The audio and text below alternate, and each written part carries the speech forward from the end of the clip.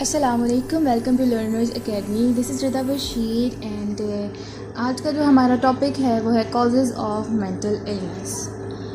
तो अगर mental disorders या मेंटल इलनेस के कॉजेज़ देखे जाए तो बहुत से ऐसे मेंटल डिसऑर्डर्स हैं जिनके कॉजेज़ अभी तक मालूम नहीं हैं, बट जो फोर्सेस इन कॉजेज़ को ट्रिगर करती हैं उन फोर्सेस के बारे में आज हम स्टडी करेंगे, जिनमें डिफरेंट मॉडल्स आ जाते हैं। जो सबसे पहला मॉडल है वो है biopsychosocial model of disease.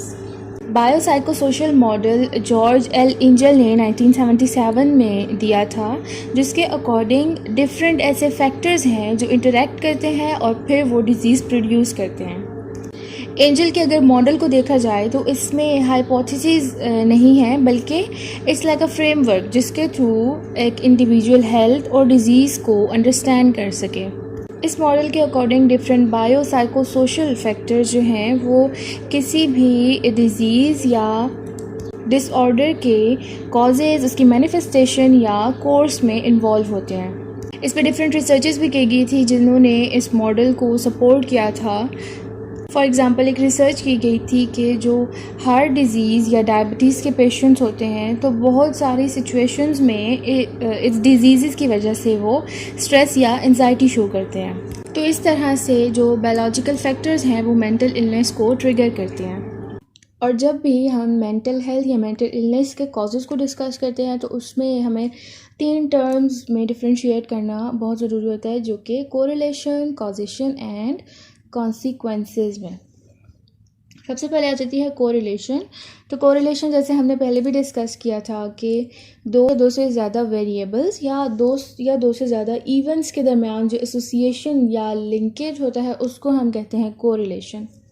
Then causation की अगर बात की जाए तो मेंटल हेल्थ या मेंटल इलनेस से रिलेटेड कॉजेशन को इस्टेब्लिश करना बहुत मुश्किल होता है, बट मोस्टली इसके लिए जो स्टडीज़ यूज़ की जाती हैं वो रैंडमाइज्ड या कंट्रोल्ड एक्सपेरिमेंट्स की फॉर्म में यूज़ की जाती हैं, जिनके through cause and effect relationship को अंडरस्टैंड किया जा सके।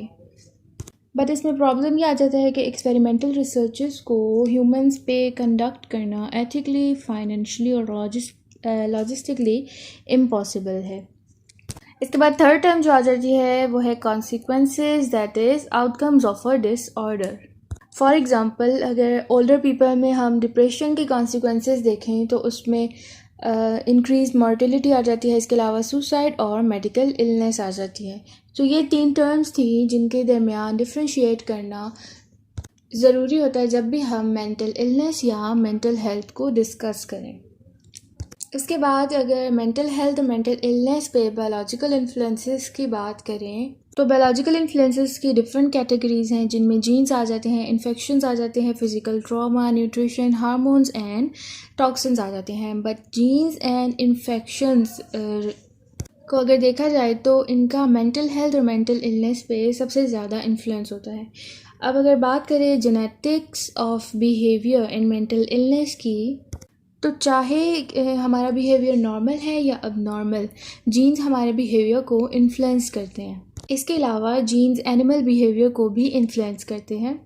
इसके अलावा अगर डिफरेंट रिसर्चेस को देखा जाए तो उन रिसर्चेस के according mental disorder single gene में डिफेक्ट की वजह से नहीं होते, बल्कि मल्टीपल जीन्स में जब डिफेक्ट आता है तो इंडिविजुअल मेंटल डिसऑर्डर से सफ़र करता है। इसके अलावा जो डिसऑर्डर्स फैमिली में पाए जाते हैं, फैमिली हिस्ट्री में पाए जाते हैं, या जो हेरिडिटेरी होते हैं डिसऑर्डर्स, उनकी ट्रांसमिशन में भी जीन्स का रोल होता है, जो कि जनरेशन टू जनरेशन उस डिसऑर्डर को ट्रांसफ़र करते हैं। समटाइम्स सिंगल जीन जो है वो डिसऑर्डर कॉज करने में, मेंटल डिसऑर्डर कॉज करने के लिए रिस्पॉन्सिबल होता है।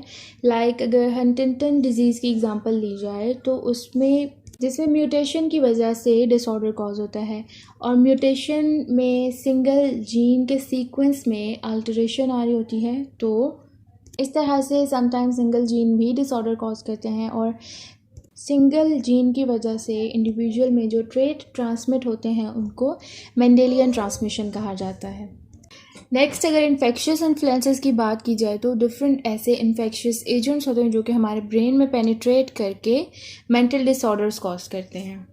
जनरल पैरासिस एक मेंटल डिसऑर्डर है जो कि इन्फेक्शियस एजेंट्स की वजह से कॉज होता है। इसके अलावा different infectious agents sexually transmit होके ब्रेन की तरफ माइग्रेट होके न्यूरोसाइफिलिस कॉज करते हैं, और देन न्यूरोसाइफिलिस जो है वो न्यूरोलॉजिकल डिटेरियोरेशन कॉज करती है, जिसमें इंडिविजुअल को या तो साइकोसिस हो जाता है या पैरालिसिस हो जाता है या फिर इंडिविजुअल की डेथ हो जाती है।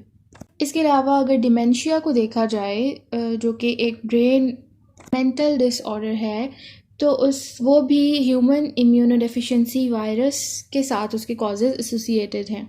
इसके अलावा HIV इन्फेक्शन भी ब्रेन में पेनिट्रेट करके डिफरेंट प्रोग्रेसिव कॉग्निटिव और बिहेवियरल इम्पेयरमेंट्स कॉज करता है। उसके बाद आ जाते हैं psycho social influences on mental health and mental illness.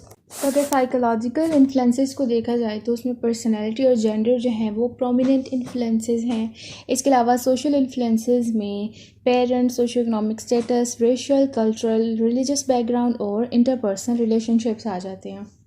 तो ये डिफरेंट साइको सोशल फैक्टर्स भी मेंटल हेल्थ और मेंटल इलनेस को इन्फ्लुएंस करते हैं। और साइको सोशल इन्फ्लुएंसेस से रिलेटेड डिफरेंट थेरीज़ आ जाती हैं, जिनमें सबसे पहले आ जाती है साइकोडायनामिक थेरी। तो साइकोडायनामिक थेरीज़ के अकॉर्डिंग इंडिविजुअल का बिहेवियर उन तमाम कॉन्फ्लिक्ट्स का एक प्रोडक्ट होता है जिन कॉन्फ्लिक्ट से इंडिविजुअल अवेयर होता है। इसमें अगर फ्राइड की साइको एनालिसिस थेरी को देखा जाए तो उसकी दो अजम्पशंस थी। एक तो ये कि इंडिविजुअल की ज़्यादातर जो मेंटल लाइफ होती है वो अनकॉन्शियस होती है, उसकी अवेयरनेस में नहीं होती। दूसरी बात यह कि इंडिविजुअल के जो पास्ट एक्सपीरियंसेस होते हैं वो थ्रू आउट द लाइफ उसकी फीलिंग्स और उसके बिहेवियर को शेप करते हैं। इसके अलावा फ्राइड ने पर्सनालिटी का एक स्ट्रक्चर और मॉडल दिया था जिसको उसने 3 पार्ट्स में डिवाइड किया था, that is it, ego and super ego. It को उसने कहा कि ये पर्सनालिटी का अनकॉन्शियस पार्ट होता है। देन ईगो में कॉन्शियस और अनकॉन्शियस दोनों एलिमेंट्स आ जाते हैं। इसके अलावा इट और सुपर ईगो में जो भी कॉन्फ्लिक्ट्स आ रहे होते हैं, ईगो उन कॉन्फ्लिक्ट्स को रिजॉल्व करती है। देन सुपर ईगो में इंडिविजुअल की कंसाइंस आ जाती है जो कि उसने अपने पेरेंट्स, अपने टीचर्स या अपनी सोसाइटी से सीखी होती है। इसके अलावा सुपर ईगो में भी ईगो की तरह कॉन्शियस और अनकॉन्शियस दोनों एलिमेंट्स पाए जाते हैं। तो फ्राइड के अकॉर्डिंग जब पर्सनैलिटी के ये तीनों पार्ट्स एक डायनामिक इक्विलिब्रियम में होंगे तो इंडिविजुअल जो है वो मेंटली हेल्दी होगा, और अगर इन तीनों पार्ट्स ऑफ पर्सनैलिटी में इक्विलिब्रियम नहीं होगा या फिर ईगो जो है वो इड और सुपर ईगो के कॉन्फ्लिक्ट्स को रिजॉल्व ना कर पाए तो इंडिविजुअल को डिफरेंट मेंटल डिसऑर्डर्स कॉज होते हैं। नेक्स्ट जो थ्योरी आ जाती है वो है बिहेवियरिज्म। तो बिहेवियरिज्म को लर्निंग थ्योरी भी कहा जाता है, और बिहेवियरिज्म के अकॉर्डिंग इंडिविजुअल की पर्सनैलिटी, उसके जितने भी ऑब्जर्वेबल रिस्पॉन्सेस हैं उन तमाम रिस्पॉन्सेस का एक सम या एक मजमुआ है। और बिहेवियरिज्म ने कॉन्शियस, अनकॉन्शियसनेस और कॉन्फ्लिक्ट्स के कॉन्सेप्ट को रिजेक्ट किया था, और इनका फोकस ऑब्जर्वेबल या ओवर्ट बिहेवियर्स पे था जो कि इंडिविजुअल अपने इन्वायरमेंट से सीखता है।